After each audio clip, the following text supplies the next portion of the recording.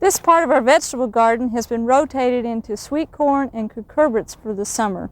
As you can see, we've allowed plenty of room for our melon crops. Back here we have a small hill of honeydew melons, some hearts of gold cantaloupe, and right here we have more seeds coming up than we really need.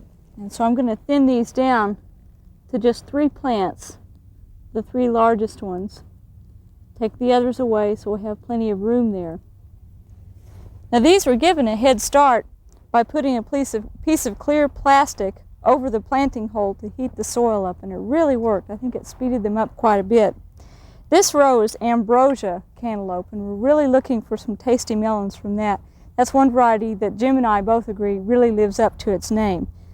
Now they've been thinned down plenty. They have 2 or 3 plants to a hill.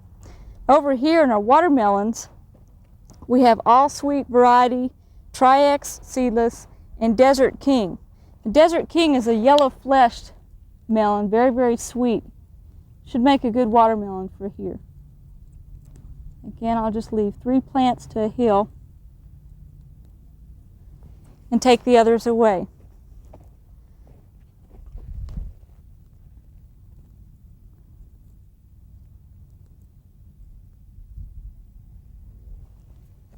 Over here in the sweet corn, it's getting tall enough now that it needs to be thinned out.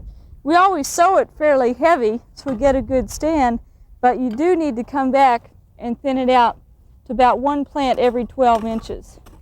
An easy way is just to go in and chop out the plants. Some gardeners hate to do this, but it's really necessary for you to get a decent corn crop.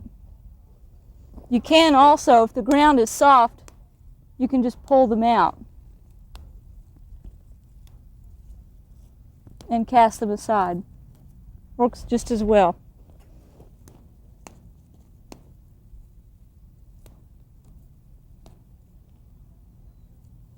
Now some of those, if you don't get the entire plant,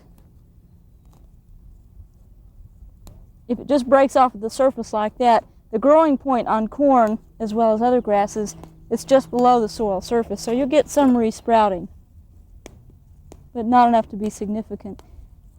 Now starting now on corn, watch your watering. They need plenty of moisture to grow. And when they get a few more inches high, usually when we say they're about knee high, you want to make sure that you side dress it with some nitrogen fertilizer. And do that again when they begin to tassel. And as soon as they tassel, make sure that they never lack for water if you're going to have some decent ears of corn come June.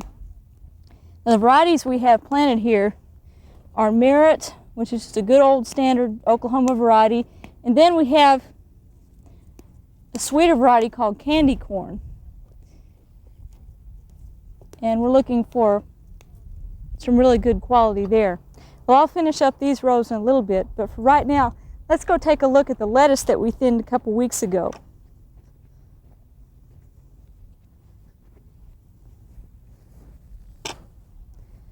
We thinned our onions out also, and they're doing very well. In fact, they probably could stand one more thinning, maybe in another week.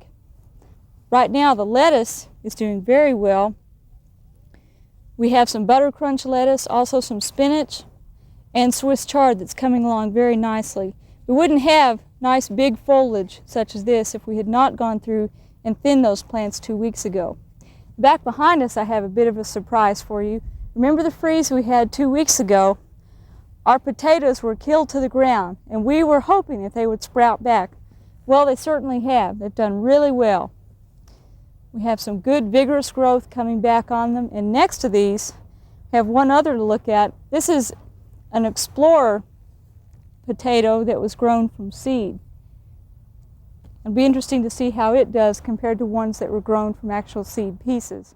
We hope you enjoyed this video. It's part of our OK Gardening Classics YouTube channel. You can also find more recent videos on our Oklahoma Gardening YouTube channel.